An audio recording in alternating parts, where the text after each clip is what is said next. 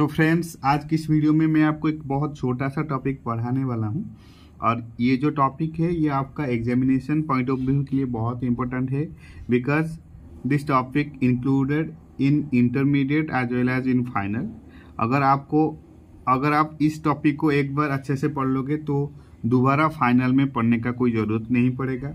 और इस टॉपिक का वेटेज है अप टू 6 मार्क्स एंड ये usually short notes type exam में आता है question, right.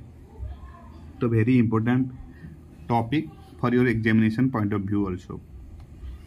So without wasting any further time let's get started.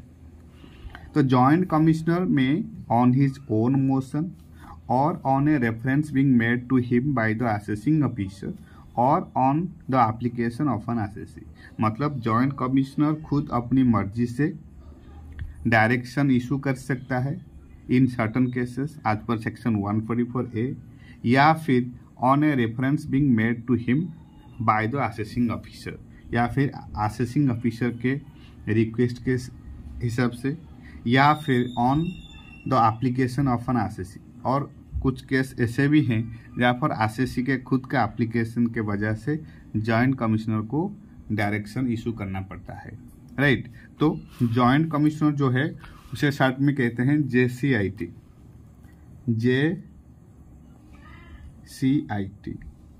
Right.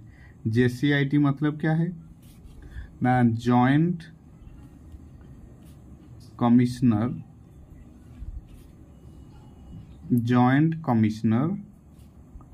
Of income tax, joint commissioner of income tax, right.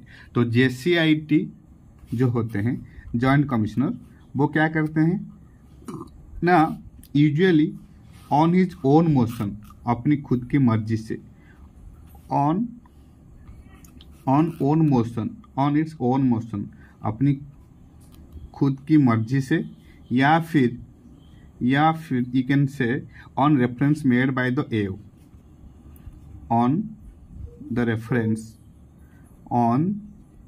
Reference made by the AO, right. AO मतलब assessing officer, right. या फिर you can से on the application of an assessee, on the application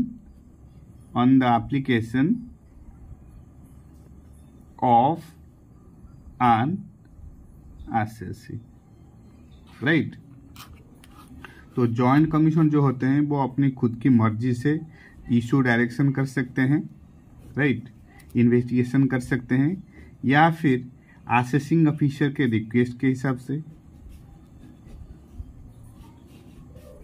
या फिर on the application of an SSC.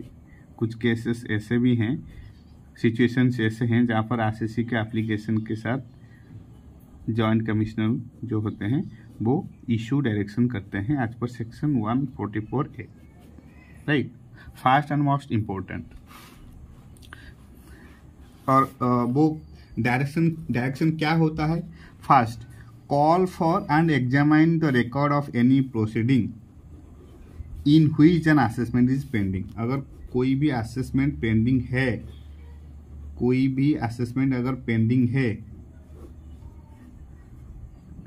किसी भी वजह से अगर कोई असेसमेंट पेंडिंग है, वो असेसमेंट ऑर्डर पास नहीं हो पा रहा है, कुछ इशू है, तो फिर वहाँ पर क्या कर सकते हैं ना, जॉइंट कमिश्नर के पास बात जाता है। और जॉइंट कमिश्नर जो होते हैं वो सुपीरियर पोजीशन होते हैं, तो वो क्या करते हैं, ऑन हिज ओन मोशन या फिर on a reference being made to him by the assessing officer या फिर on the application of an assessee. In 3 situation में जॉइंट कमिश्नर जो होते हैं वो क्या करते हैं ना, डायरेक्शन इशू करते हैं in certain cases.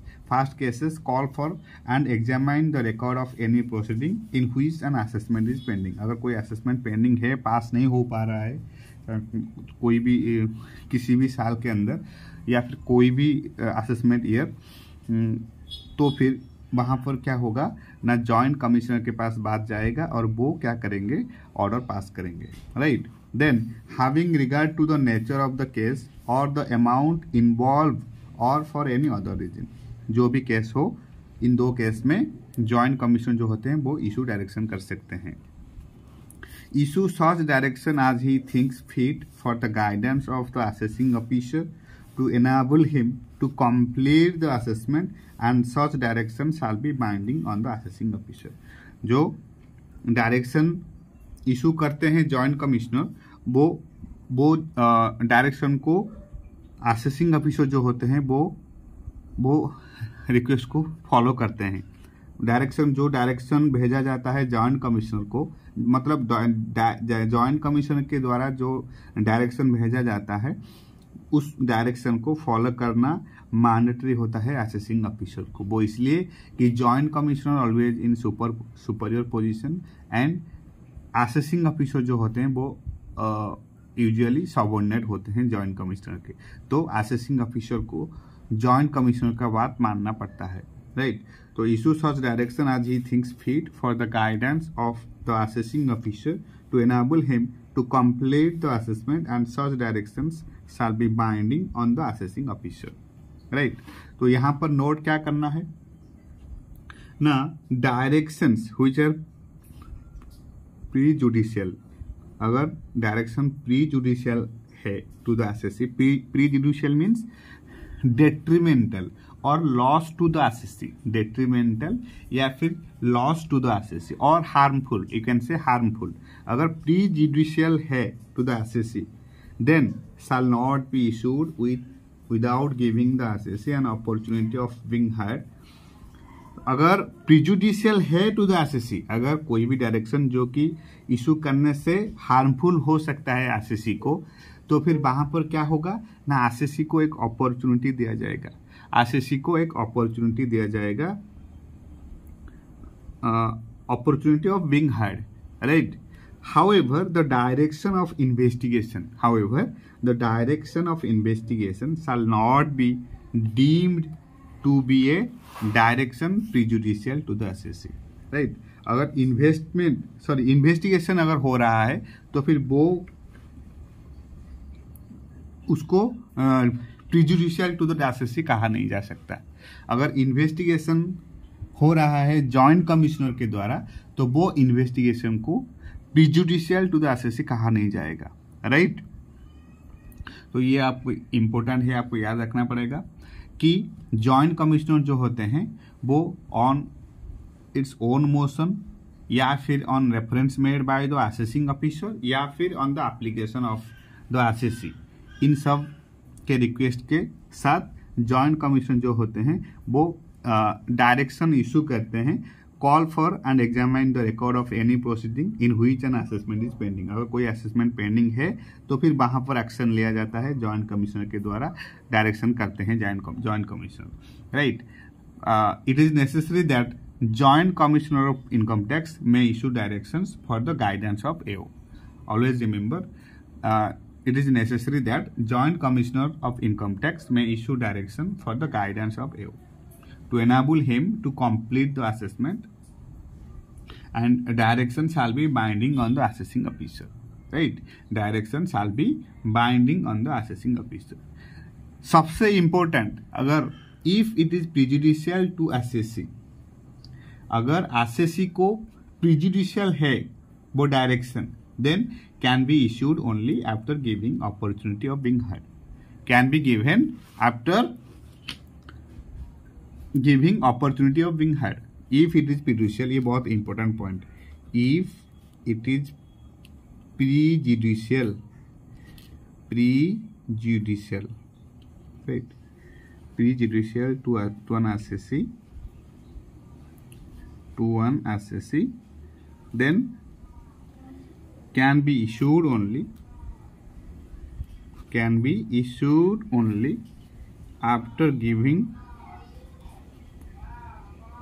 after giving opportunity of being heard,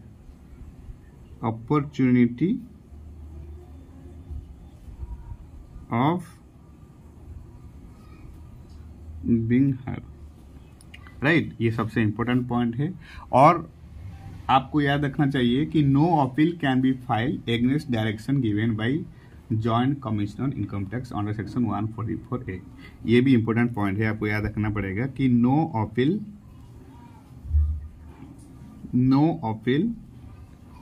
can be filed, no appeal can be filed against direction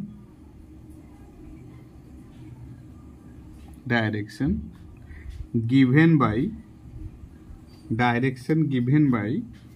Joint Commissioner of Income Tax under section 144A, right.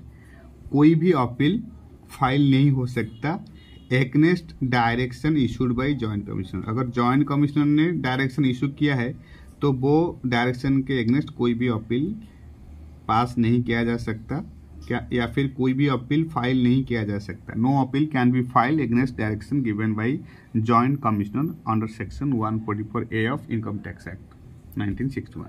But appeal जो है ये can be filed against the assessment order। Assessment order के against appeal file हो सकता है, right.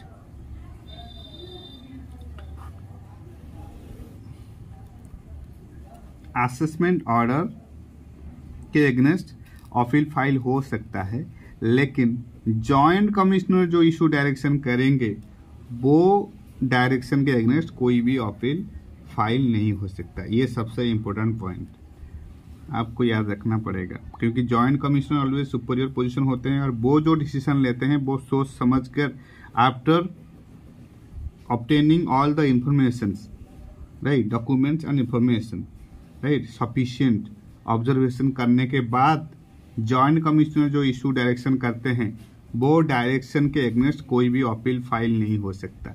लेकिन assessment order जो होता है जनरली वो असेसमेंट ऑर्डर के अगेंस्ट अपील हो सकता है। ये आपको याद रखना पड़ेगा। और always remember that joint commissioner जो होते हैं वो हमेशा सुपीरियर पोजीशन होते हैं, superior position, right. And assessing officer जो होते हैं वो सबऑर्डिनेट पोजीशन होते हैं,